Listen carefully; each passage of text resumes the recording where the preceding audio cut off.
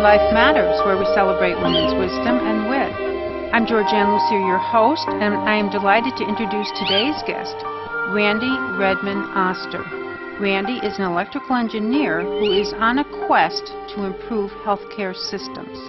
Welcome, Randi. Oh, thank you so much for having me today. I am delighted, and I think we're all going to really learn a lot through the journey you've taken and the plans that you have looking into the future. Yes.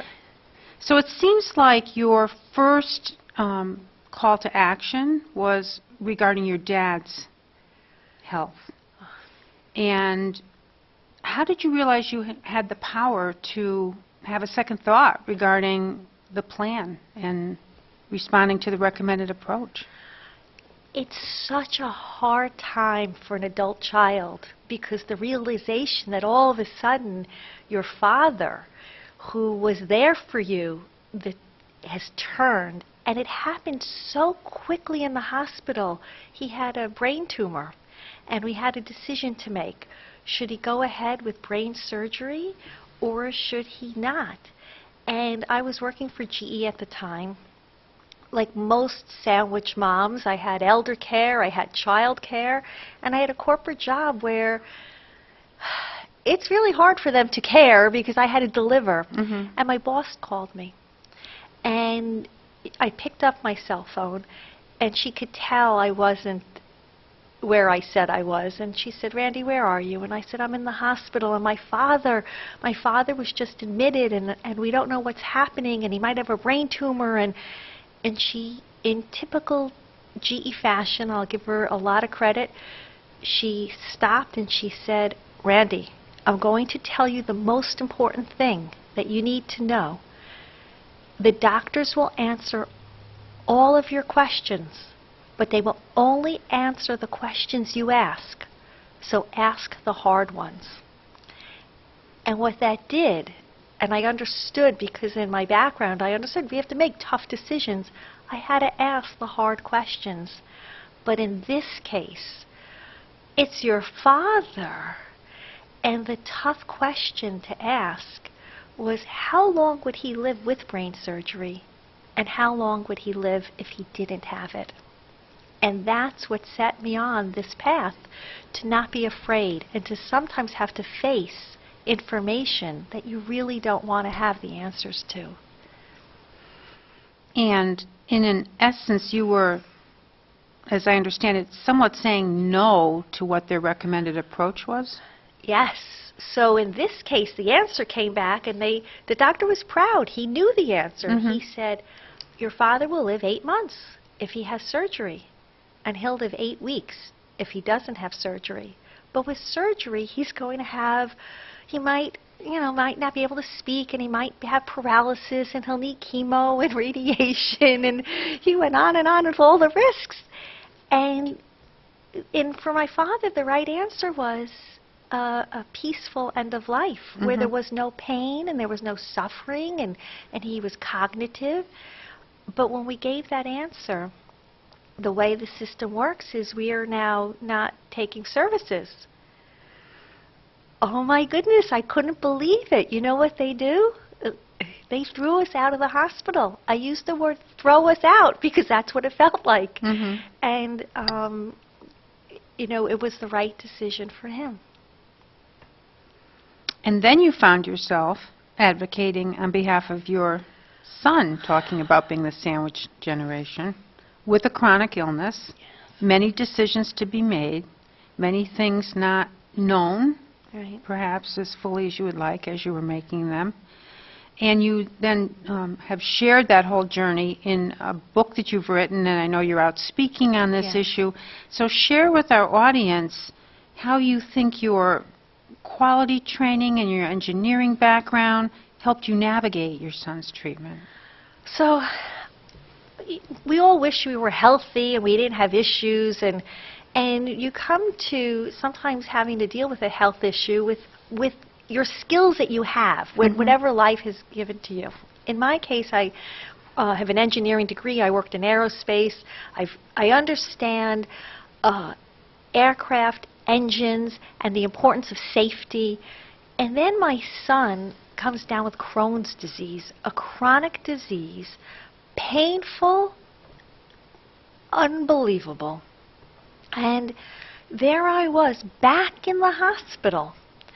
And when we were in the hospital, I was a little overwhelmed. All of a sudden, my world was upside down. All these new people. I understood how corporate America worked, and I understood that we had to focus on communication, we had to focus on safety, and I expected, I think, a lot of that process to be in the hospital. Ooh. It was, all of a sudden, he's in the room, people are coming in, I don't know, one person from another person, another doctor comes in, and she says, I think your son would be a good candidate for surgery. That put a little red flag. I remember the last time I had a loved one candidate for surgery. Mm-hmm. And in corporate America, one of the things that we learn when we're making decisions is, how do you get all the stakeholders in the room? How do I make sure I have manufacturing, finance, HR, all the different people looking from their perspectives, and that we make the right decision going forward? Well, there's a tool in Six Sigma, a big name. It's a big name. Okay, quantitative functional deployment. Ugh. It's a really simple tool to use, and what it does is it lets you take everyone's input and understand what's important to them, and then lets you evaluate these decisions. And so what I was able to do is, at that moment, I understood it's okay to say no. It's okay to get a little bit saying, let's make sure we understand what's important to the patient, what's important, what are their values, what are their preferences, what are their goals, and then how do we look at the options, including surgery, and determine if that's the right one for this patient. And I have to say, I credit, when you work in aerospace, I had a top secret security clearance. I'm not afraid of two things. I'm not afraid of complexity or big egos. And those skills enabled me to empower my son. And it's those skills that I put in my book. And in my book, I said, the same way best practices can be shared between companies, I'm going to share them between families. And I'm going to make sure people know the tips, the tools, and the techniques that enabled me to build a high-performing healthcare team for my son. And I know I have found that sometimes I don't even know what the alternatives might be. Does your technique and approach also include generating creative, perhaps, non-protocol approaches? Well, it's important that we have to look at what all the options are. And the options, that takes time. Mm-hmm. It takes some knowledge that sometimes you have to go and look on your own. It's also important to ask the doctor, you know, what has worked, what hasn't worked. And then not being afraid, because what happens is there's a lot of information. It's medical terms. There are side effects. This isn't some impersonal business decision. This is your loved one. Some of the side effects my son had to consider were things like lymphoma, possible lymphoma, okay? Your first instinct is, well, that's clearly not the choice. Mm-hmm. Well, in this case, it's a small chance. It works for many, many people, this particular medication, and maybe that would have been the right decision. But you have to go and ask those questions. And one of the techniques that I use, that I recommend, is ask why. Why are we doing this? And then don't be afraid to say no. And time frames, I imagine, as in business, get to be an issue because people are looking to advance their plan, and I would imagine many people feel that they get flooded with emotions, information, and a sense of urgency. Have you found that you can bargain to get a little more time to consider things and not have to give an answer on their time frame? So the issue with time is so critical because it's not personal. It's the system. And typically, the doctors are given 15 minutes. I mean, they're timed. And now you're sitting there having 15 minutes, and how are we supposed to do this? And I think one of the lessons that I learned was, if it's not an emergency, if it's not life and death, I need more time. And one of the things I learned, they will work with you if you speak up. So if you're not communicating that this is too much for you, they're going to keep going. But if you go, I'm not so sure I'm ready, they will let you know. With Gary's doctor, in that 15-minute appointment where he was giving me the 4 different options, and the first one had a possible lymphoma risk, and the truth is, I don't think I heard anything else he said. I know he went through everything, but I wasn't absorbing it. He just looked at me, and he'll never forget this. He said, "Oh, Randi, we don't have to decide this today. You know, you can come back next week." It was in that week that I took the time to step back and educate and learn.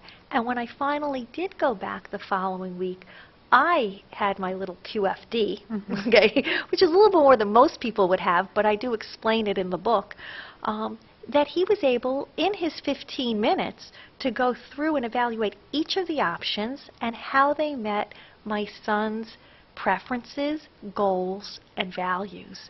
And in my son's case, the answer jumped out to be a nutritional approach.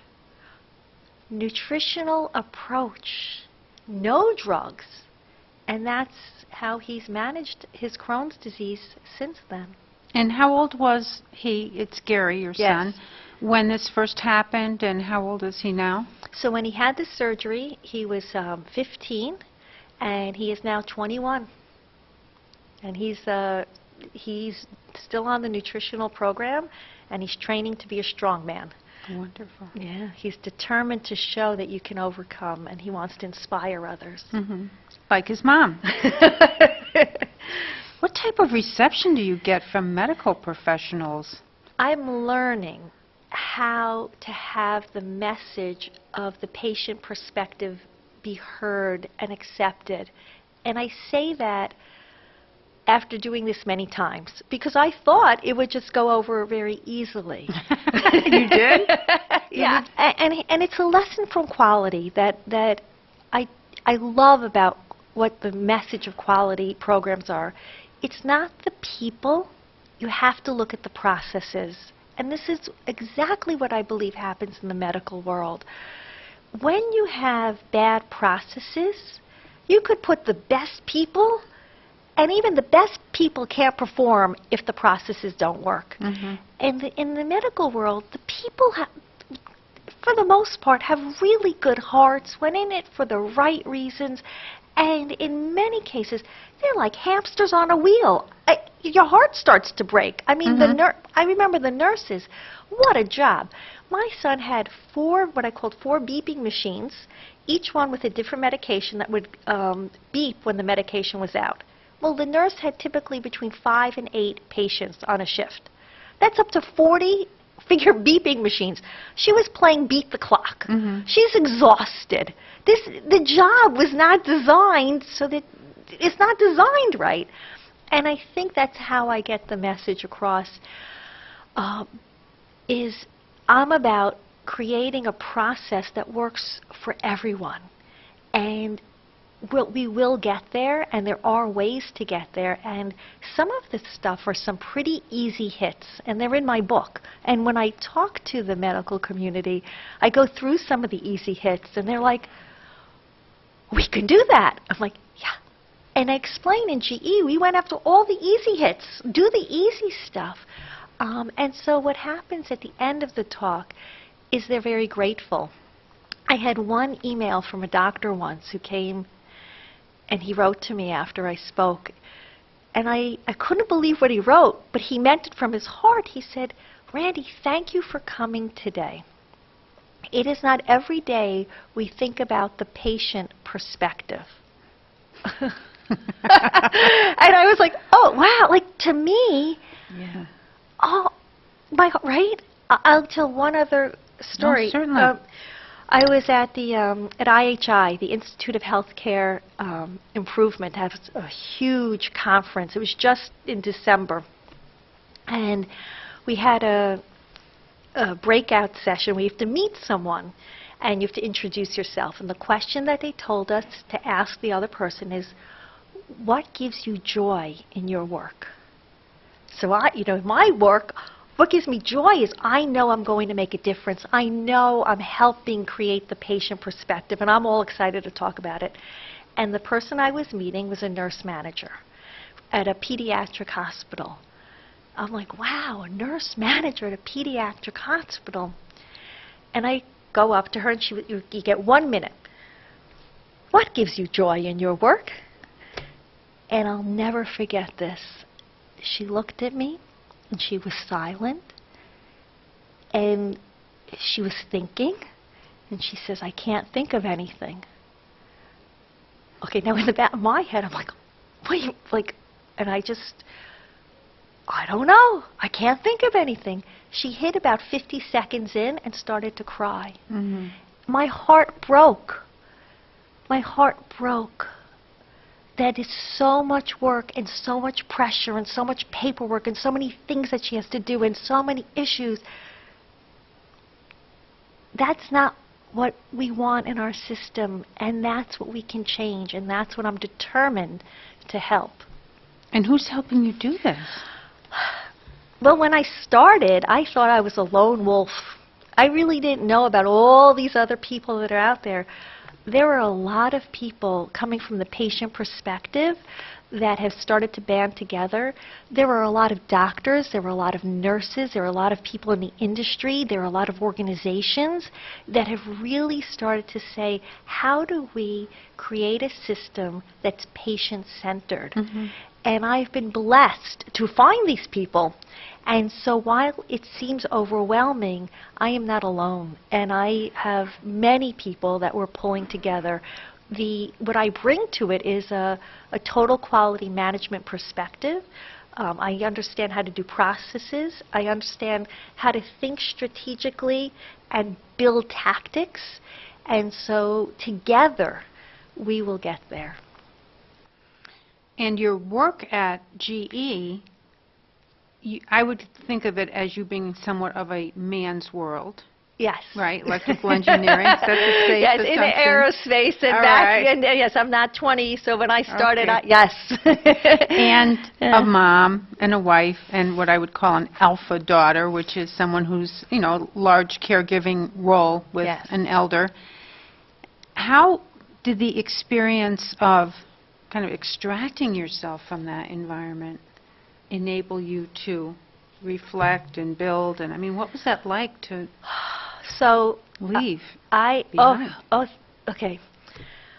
I was never going to leave GE. I was one of those people that was going up the ladder. I had the meatball on my head. I went through all of their executive management training, and I loved it. Mm-hmm. My father got sick, and when my father got sick, I was working from home, and he saw how hard I was working. I was working really, really, really hard, to the point that he was lying in bed, and I was trying to do my conference calls in the same room as he was lying in bed. And I'll never forget this. There was at one point he would be moaning, and I was like, I hope he doesn't moan until the conference call's over. Okay, that's how crazy your life can get. Okay, your life feels like it's a house of cards, and that's it. Just a little breath, the whole thing goes. And my father one day was watching this, the insanity of my life, okay? Kids, him, job, hitting it all, right? And he stopped me, and he said, bring me a piece of paper. I was like, Dad, I got to finish this email. I got to make this. Get me a piece of paper. I got him the paper. He said, you know what? He realized he couldn't write yet. It was too far along. He said, okay, write this down. He said, your job is not your life. And then he said, give me the piece of paper. And he signed it. And I could see as he was trying to write, the brain tumor had progressed, and he just said, make a difference, not an income. What a legacy to leave for you. He died within the week, Hmm. and it changed everything for me. And that's one of the reasons that on my book, I use my name, Randi Redmond Mhm. Oster. His name was Eugene Victor Redmond. Okay. So in honor of Dad and his wisdom and Yeah. insight. Yeah. And about how long was it between his illness and the decisions you had to make and then when your son entered the healthcare system? About 4 years when we started to enter the healthcare system. Okay. Again, my life went, and that's when, at that point, what ended up happening with how the whole thing happened, in the hospital, I don't do well with nothing to do. Mhm. So you're in the hospital, what am I supposed to do? So all I kept seeing was, we can fix this and we can fix that. And I was seeing all these things. So I'm like, I'm taking notes, going, I'll just help these people because this is what I do for a They'll be living. so happy to get it, I'm Right, sure. right, right. So I start writing everything down every day. Well, my son had complications. We ended up back in the hospital within 3 weeks. And what happened was my little notes actually became my book Mhm. in the present tense. And as I was going through it, they all knew I was writing. I said, oh, I'm just writing a book. Yeah, and I wrote it all down with, and that's from there. I then have now started doing the workshops to help hospitals understand the patient perspective. Well, that is a heroic journey. Mhm. And thinking of other women that are at midlife, Mm-hmm. any insights you'd like to share in terms of other challenges that are faced and how women can best respond and continue to grow? Midlife is a wonderful time of life for women because we have a new sense of who we are and what's really important to us. And for the most part, I think many of us stop needing to please others, which could be a little bit aggravating for those of us who are like, oh, Would like to be pleased. would like to be pleased, but it's a real transition we go through. It's also a time where many of us have elder care and child care and financial pressures. And it is really hard to not go crazy in a day. Really, really hard. And as her parents age, my mother is 86. She lives with me. She's lived with me for 17 years. I am, watching her at this stage of life. As they get older, I would say they become more like toddlers again. It's like this, and I can say this because she lives with me, okay? It's a very hard time for us to balance it all. What ended up happening in my life is I accept that. I accept that sometimes my role is just to help. I accept that I have to be there for my son, for my husband, to figure out how to make some money. But I also know I have to take care of myself. Let me say that again. I have to take care of myself. And that doesn't mean I'm selfish, but it means that we have to know little things that give us joy. Not happiness. I'm talking about joy. Okay? Joy is that feeling you get inside. I know what dread feels like. And I've learned how to find the joy to convert the dread. And so for me, sometimes the joy comes from very simple things. I love hot tea. Okay? Sometimes it's just really enjoying that cup of hot tea. And taking time every day to do things that I find joyful and knowing that I deserve that. And that's what I would say to women in our midlife. We deserve to take care of ourselves, and we're good people, and build in the things that give you joy. That's Thank my you. message. And what role might other women play as far as women's friendships and support? So I've been blessed with a lot of good female friends. They'd probably be saying, well, Randi, that's because you're a good female friend, right? And I put time into that. So I have one woman, Beatrice. Every Sunday we take a walk. Now, we've been doing this for years. And you know what happens when you go for a walk every Sunday? Mm-hmm. You grow together. And you can see your ups and your downs and ups and downs and be real. And I'm very grateful. I would not have this book if it wasn't for Beatrice, because I was sitting there going, I'm on chapter 2. I'm on chapter 3. Do you think I'm going to have a book? What am I wasting my time? Should I really be doing this? I mean, think about that. Mm-hmm. This took over a year. Over a year. And every Sunday she's like, Randi, you're going to have a book. Are you sure? Are you sure I'm going to have a book? Because it doesn't feel like I'm getting anywhere. Chapter 9 took me 6 weeks. Mm-hmm. Okay? Right? Think about what she did as a woman friend. Mm-hmm. Now, she would say I reciprocated for her. I couldn't do it without my female friends. Now I feel like to mention them all, but I won't. Okay. No. Okay. Yeah, So, but good example, wonderful example, particularly relevant to the topic we're talking about today and your journey that created your advocacy role, including the book, including the presentations and the yeah. analysis and the role you can play in all of that. And I can't do it alone. I have a friend, and she said, Randi, you're always building a team. And it's so funny, I do. I build a team. I can't do it alone. I'm not that strong. Mm-hmm. I need help. And what I find is find people that will help you help yourself.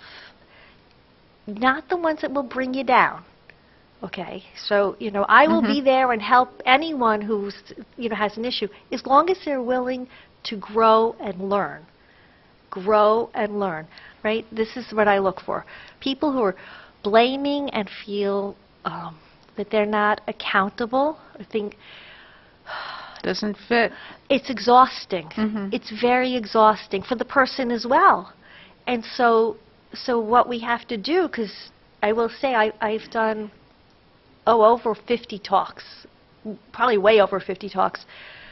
And when I look out in the audience, here's when I go up on stage what I know. There isn't one person in that room who their life is a straight line. Mm-hmm. Not one. Or if there is someone, then they're really clueless. But there isn't, okay? And therefore, what can we do to help each other reduce the downs? And that's what we try to do as women friends. And when you do that, you become stronger. And in my case, I have a book. Another friend, she did the cover for me. Nice. Another friend edited my book. These are wonderful, wonderful people. And I'm very grateful. And they're here for everyone, but we have to connect. Mm-hmm. Talking about helping each other, what advice would you give to your younger self? What I would say to my 25-year-old self, take the time to think about what you want to do. Every year, write down what you want to do this year. What my goals were, not New Year's resolutions. And then when you're 50, you'll look back on your life. You can say, I understand where I'm at. And what I would say to women today, if you're in your 50s, you got 30 more years of index cards. I love it. And it's not too late. Perfect. Thank you so much, Randi. This has been terrific. You're just full of great ideas and techniques and just a very brave woman. And I want to thank you for coming on. I'm just going to close with a quick quote from Eleanor Roosevelt. You gain strength, courage, and confidence by every experience in which you really stop to look fear in the face.